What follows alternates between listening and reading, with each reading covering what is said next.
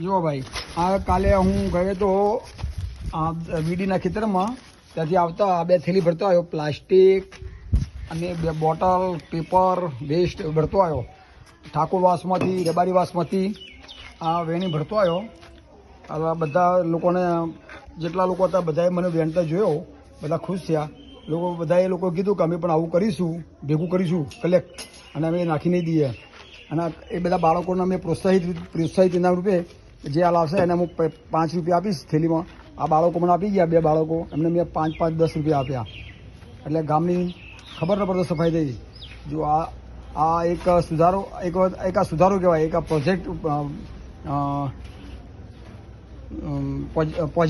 Positive સોચ કહેવાય, સકારાત્મક વિચાર.